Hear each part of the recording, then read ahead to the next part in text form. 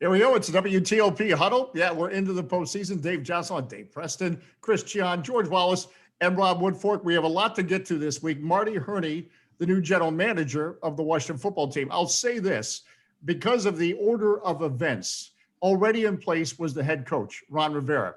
And I've lived through the experience where the head coach is hired first, and then the general manager comes. And that happened with the Washington Wizards. If you remember, back with Eddie Jordan, then Ernie Grunfeld was hired. Jordan was not Grunfeld's guy. It was a difficult relationship. Having said that, they did have a lot of success during that period of time. So while it was difficult, it did stay professional. But certainly the advantage to Marty Hurney joining the Washington football team is the familiarity, the working relationship with Ron Rivera. I think there is a factor to that, to have the coach be comfortable with the guy that in essence is above him, and vice versa. That's my opening statement. George Wallace, you had said this was a story we'd be looking out for in the offseason. It came quickly. And really, yep. I don't think a surprise necessarily. Again, a general manager is a full-time job, and I don't think it was realistic to think Ron Rivera would carry this on for a long time. And I'm not sold on the idea of the kingmakers where coaches run the whole show. Yeah, no, you're right about that. And I think this was, let's make no bones about it. This is still Ron's team. Like, this is Ron's deal. Ron's still going to be calling the shots. And I think that is a big reason why you're going to see Marty Hurney here. I mean, he hired Ron Rivera.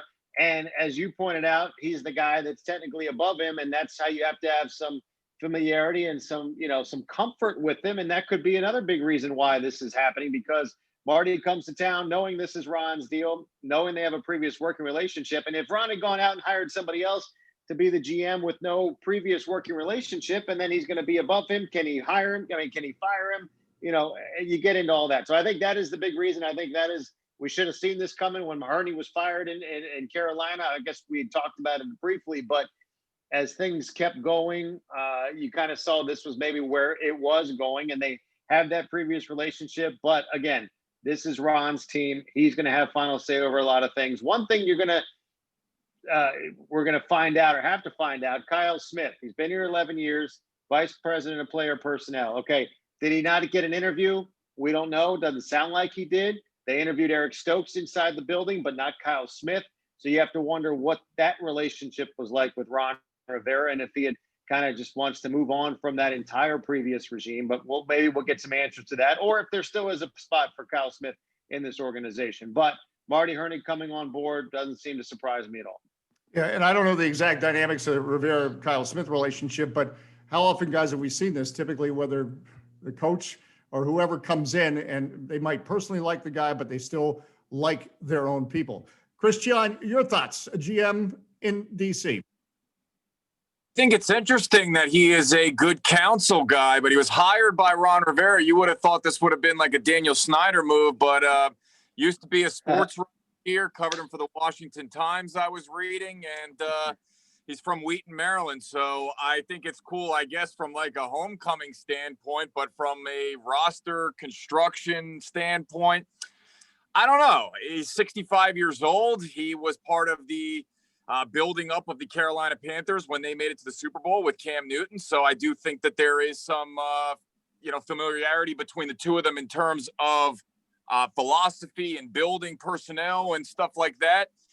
I think that it's nice to have a general manager, but it's going to be so important that these guys, and maybe this is why Ron did it. They know they need a quarterback.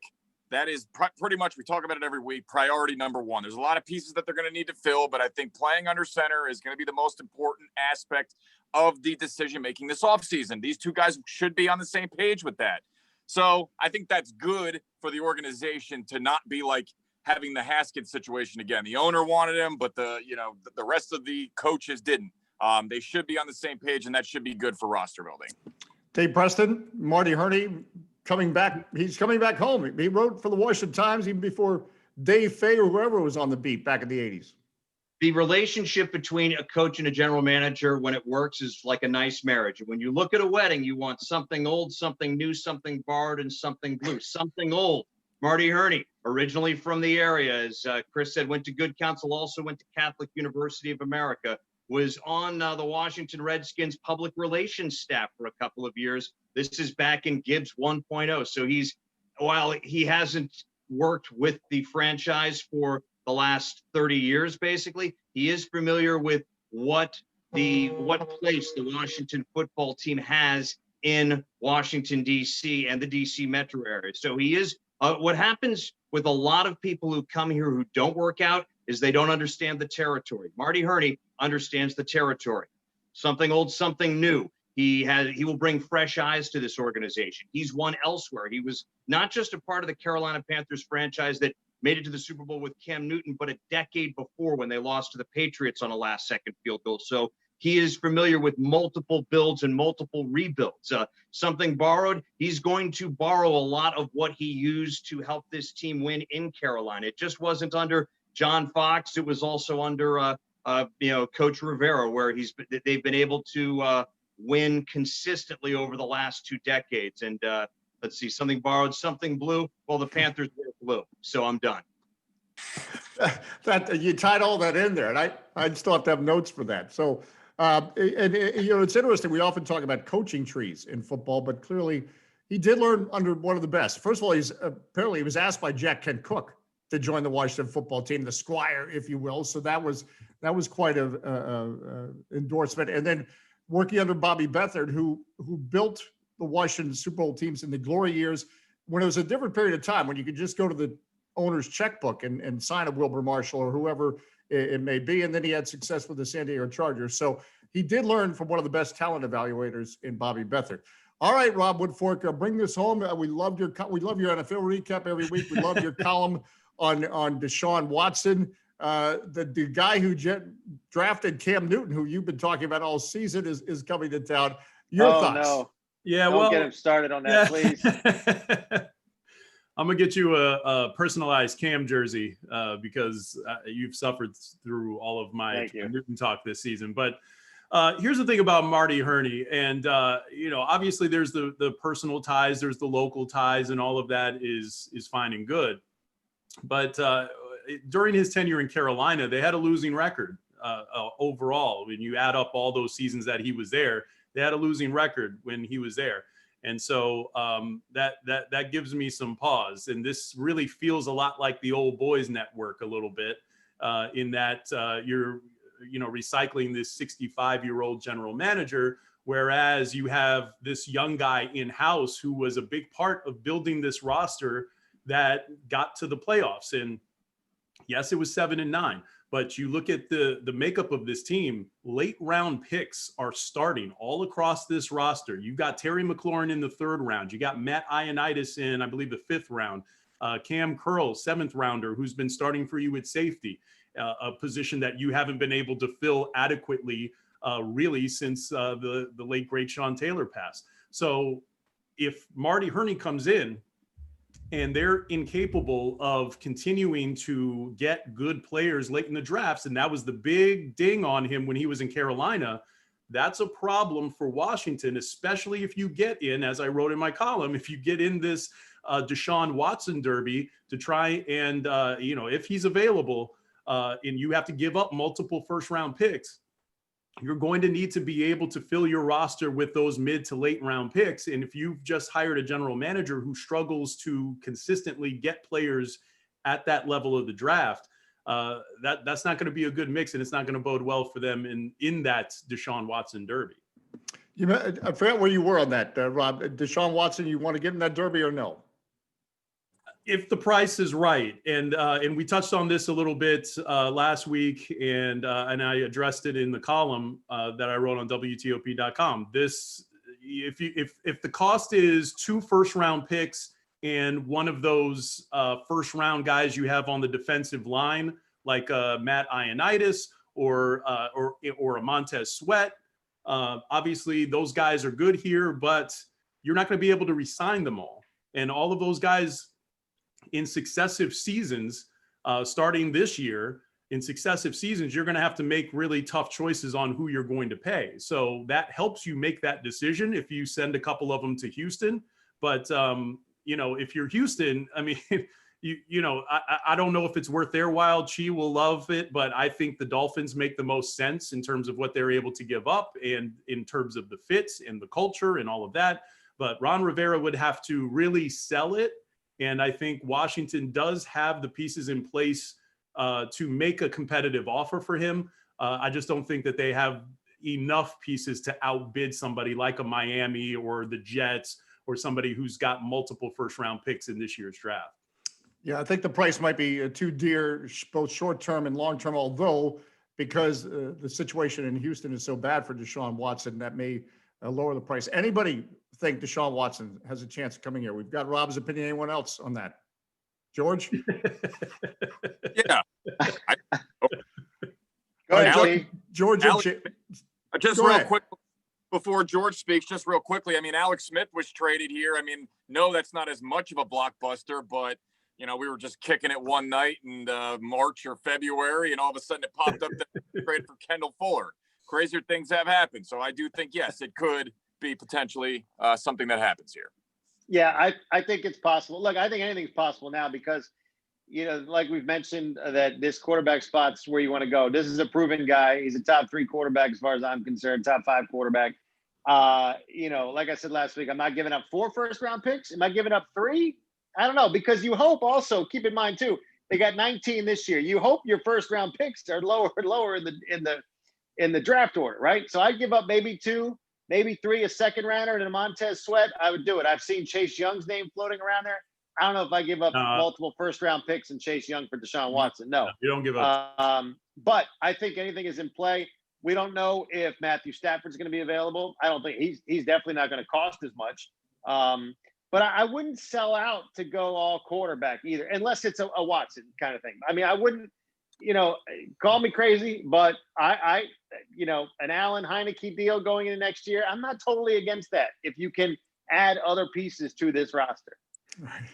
And Rob, Dave listen, I'm telling you, well, who are you going to – Alex Smith's not your quarterback, Robert. No, and I don't think he can be the quarterback, and I think that's why he's mulling retirement because as we heard on 60 Minutes, there was way more than just a calf going on with his rebuilt leg.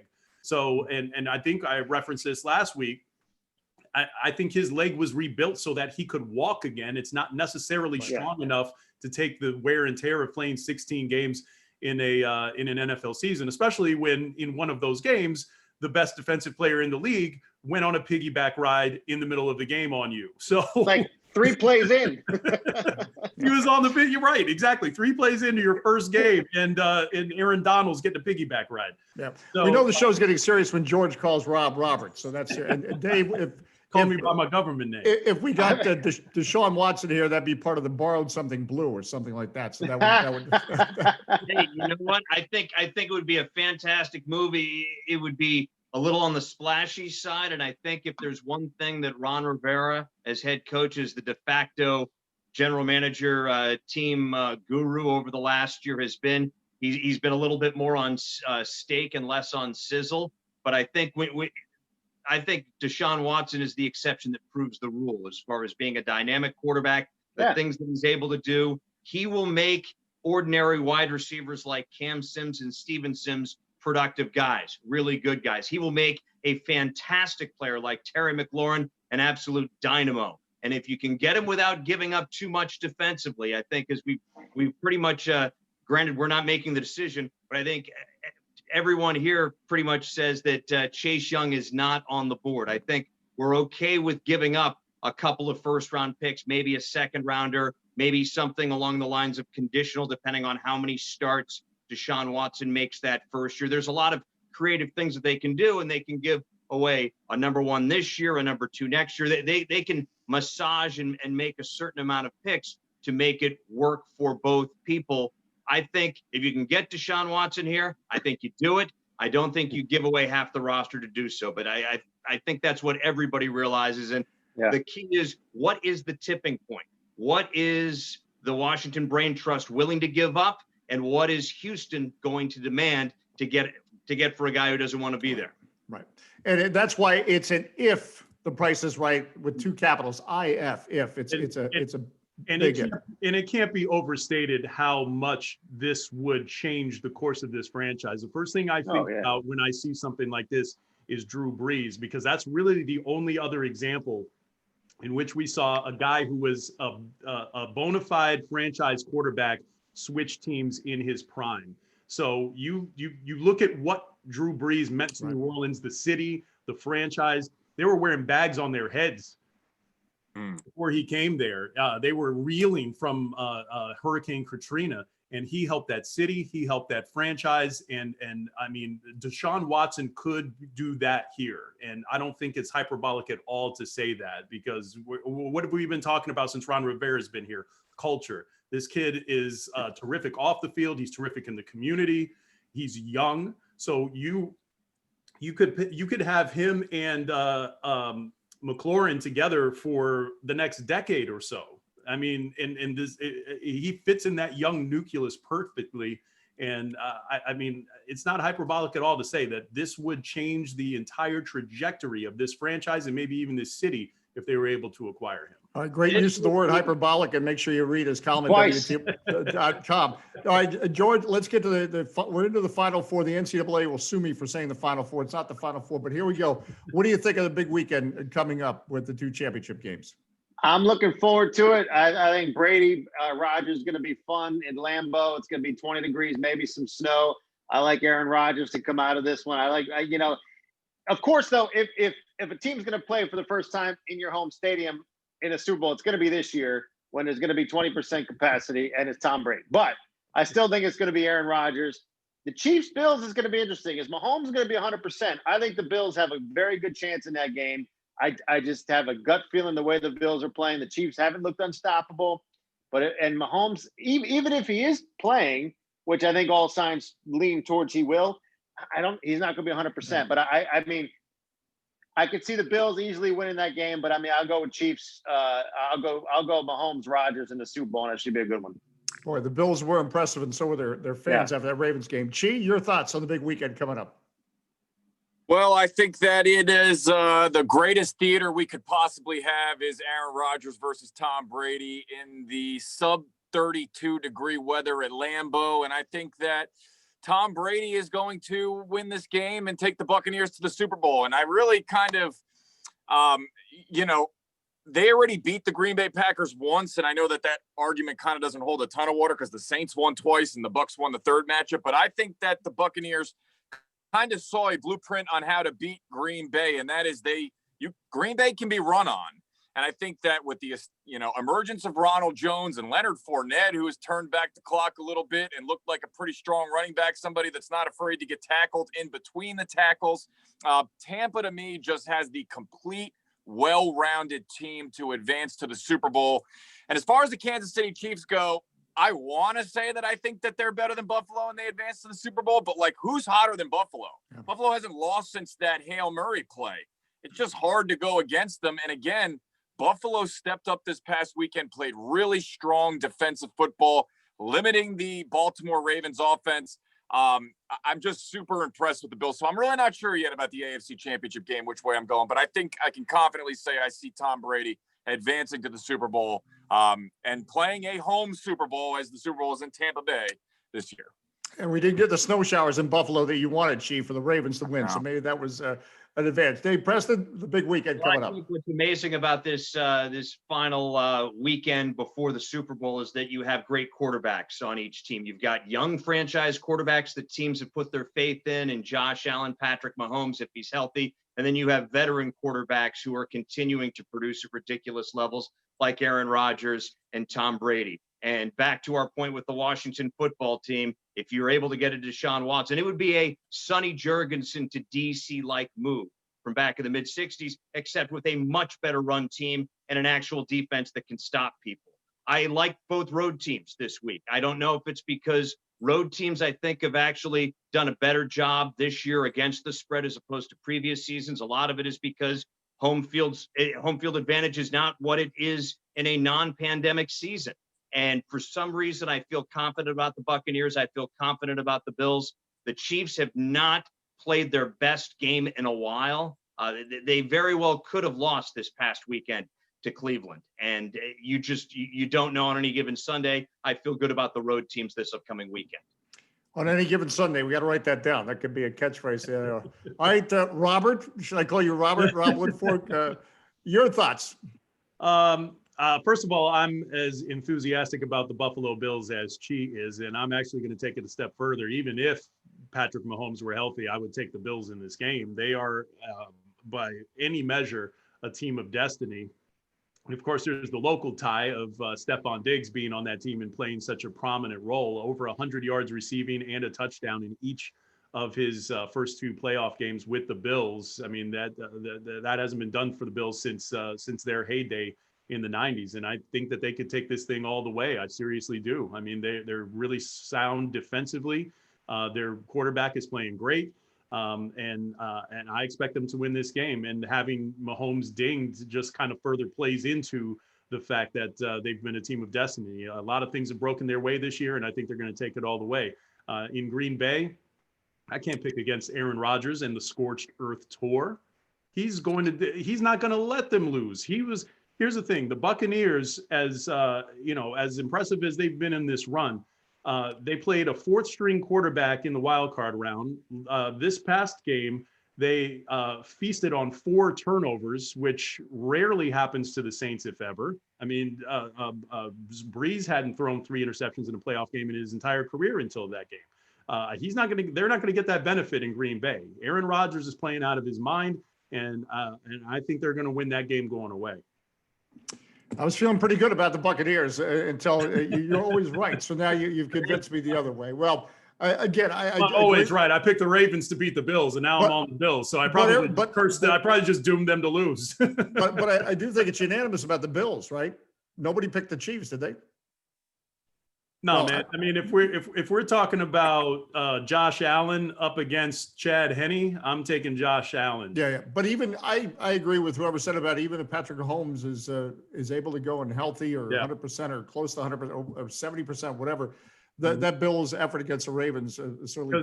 Because here's the thing: the concussion took over all the discussion, but he was hobbled with an ankle before that. So even if the concussion is cleared, we don't know the status of that ankle. And that's in the grand scheme of things. And this is going to sound bad, but in the grand scheme of things, that's more important because that's going to limit his mobility and it's going to limit his ability, his ability to do the things that he does that makes him special. All right. We'll convene again next week and see who's right. And we'll get ready for a Super Bowl, which we're proud to be able to say we're going to be able to get ready. They've been through a lot this year. As always, appreciate your time and watching the WTOP Huddle. Break.